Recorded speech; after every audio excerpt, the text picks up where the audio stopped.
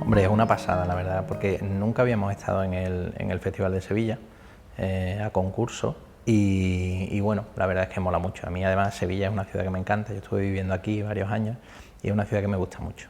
Y claro, el festival además, sobre todo desde la época Cienfuegos, ¿no? Es un festival al que quieres ir, aunque sea como espectador quieres ir. Y claro, estar en una selección a concurso, además con unos trabajos yo creo que de mucho nivel, yo lo que he visto me ha parecido de un nivel altísimo, ¿no? Entonces estar ahí seleccionado entre ese grupito de obras andaluzas, pues hombre, eso es de las alegrías que te da esta profesión, ¿no?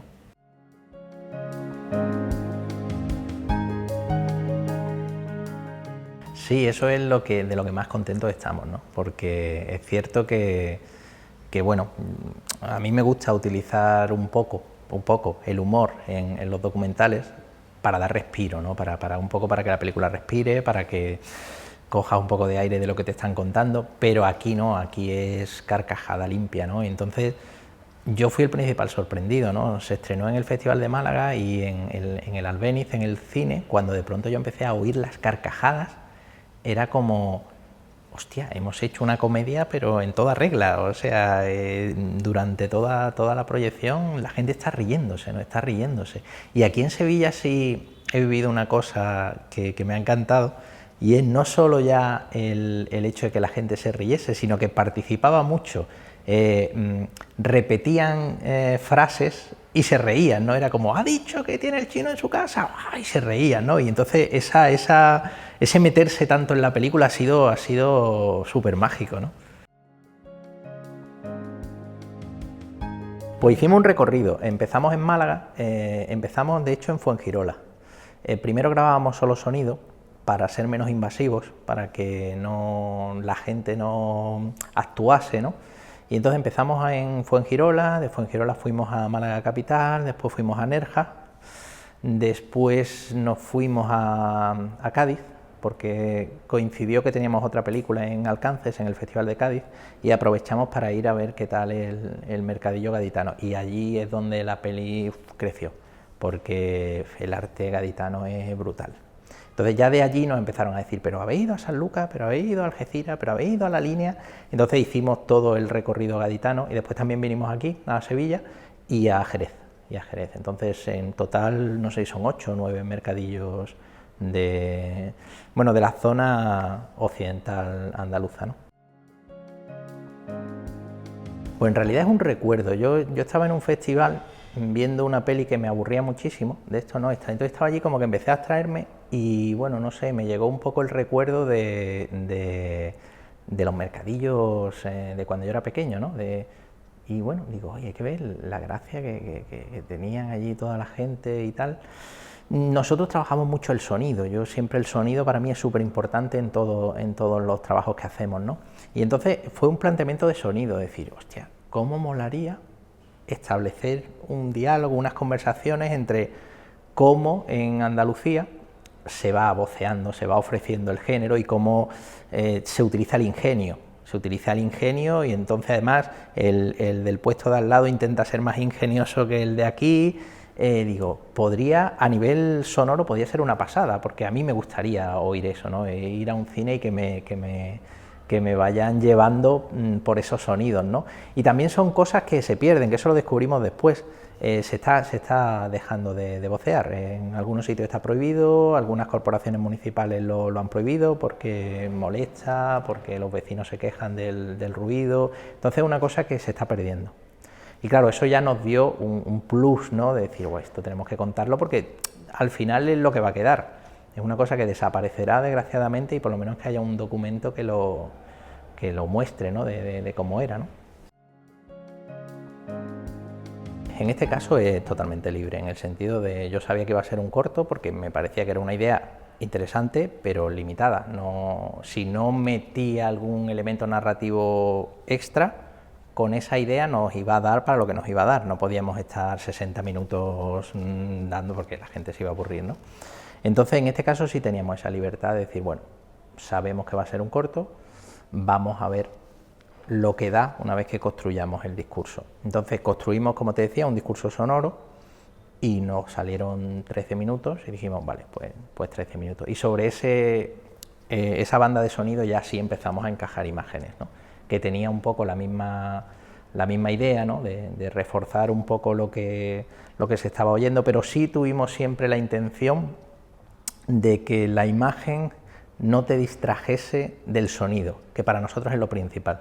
En este caso lo principal es el sonido, no la imagen. La imagen está bien, pero no es muy... De hecho los planos son largos para que no... Primero para que no te distraigan de lo que estás oyendo, y también porque como los planos tienen información, porque hay información textual de cartelitos y demás, que también refuerza un poco de cómo se ofrecen las cosas, ¿no? Que el hecho de tener que leerlos y tal no te distrajese de lo que estás oyendo, ¿no? Entonces lo hicimos así.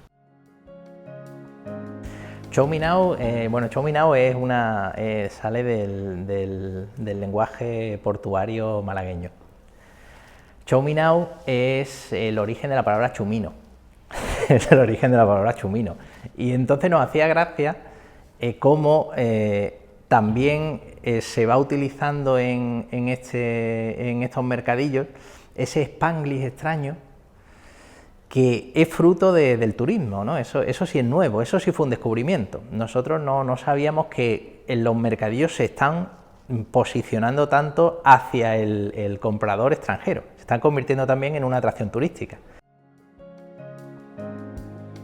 A la vez de Show Me Now hemos estado haciendo un largometraje, ¿no?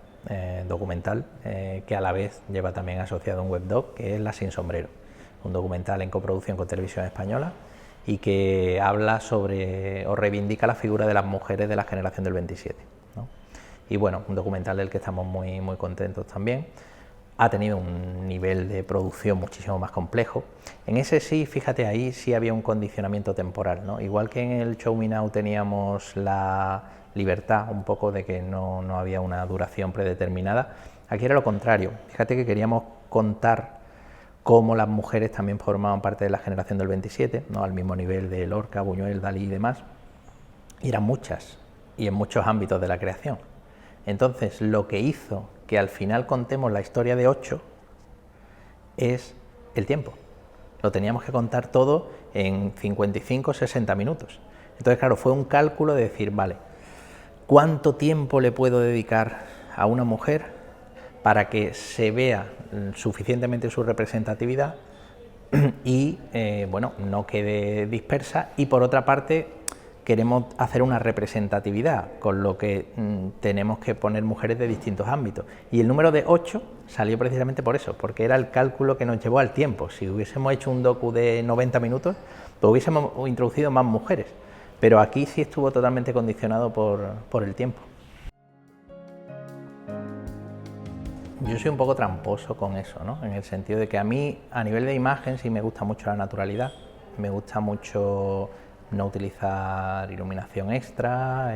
Ahora la verdad es que con las cámaras que hay y demás, es verdad que se consigue grabar con unas condiciones que antes pues sería mucho más complicado, ¿no? Pero a mí sí me gusta que sobre todo la luz sea muy natural. Si hay algún refuercito y tal, pues que sea para mantener esa naturalidad. Sin embargo, el sonido lo trabajamos, pero una barbaridad, una barbaridad. Entonces, yo después siempre busco que el sonido suene muy natural, y eso se consigue con mucha pospo, mucha pospo. Entonces, a mí me gusta mucho esa sensación de que tú veas el docu y digas, te parece que suena muy bien, pero bueno, te parece que es normal que suene bien porque todo es muy natural y está muy construido. Nosotros construimos mucho el sonido, Entonces, bueno, al final yo creo que lo que hacemos es un reflejo más que de la realidad tal cual es, sino de la realidad tal y como nos la cuentan, tal y como nos la cuentan. El primer documental que hicimos, que fue La aldea perdida, que es sobre el Rocío, el sonido es brutal. Y me llamaba mucho la atención cuando los rocieros, la gente que conocía aquello y tal, lo veía, me decía, qué bien, ¿ves cómo es exactamente como te decíamos? ¿Ves el respeto? ¿Ves el sonido contenido? ¿Ves? Todo eso era construido. O sea, el sonido real no es ese. Y no es ese porque, claro, allí hay 1 millón de personas, uno llama al otro, suena un móvil, entonces hay mucho bullicio. Pero claro, como lo viven cada una de esas personas, sí es así. Ellos lo viven con ese respeto, con ese como si todo se silenciase alrededor. Y hicimos eso. El sonido es totalmente falso, por así decirlo. No es falso, es real porque todos los sonidos están cogidos, pero limpiamos mucho, cambiamos cosas y intentamos construir ese sonido que nos habían contado. Y me llamaba mucho la atención después cuando nos decían, ¿ves cómo es como yo te decía? Y dije, bueno, es un poco al revés, es como tú me decías porque lo he hecho yo, ¿no? Pero... ¡Ole, ole, ole!